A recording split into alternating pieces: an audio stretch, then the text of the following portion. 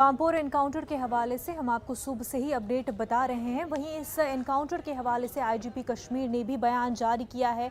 उन्होंने कहा कि इस एनकाउंटर में एक मिलिटेंट को ढेर किया गया है। वहीं उन्होंने ये भी अपडेट बताया कि किस तरह से लगातार पिछले कुछ रोज से 9 एनकाउंटर हुए जिनमें कई मिलिटेंट हलाक किए गए। स्टोरी बहुत बड़ा बिल्डिंग है, तो उसमें ऑपरेशन में देर हो रहा है।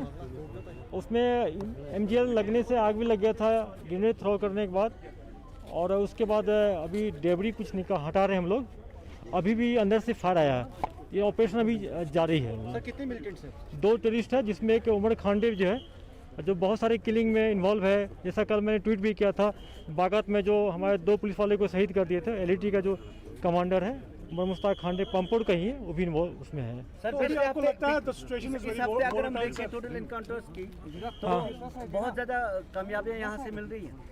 बिल्कुल, अभी तक में 8 अक्टूबर के बाद से अभी तक में 9 इनकाउंटर हुआ है, जिसमें कि 11 टेररिस्ट मारे जा चुके हैं, जिसमें 2 सिटी का भी है, 2 भी फंसा। अभी थोड़ी देर में वो दोनों मारे जाएंगे। हमारे नुमाइंदे मंजूर इस वक्त हमारे साथ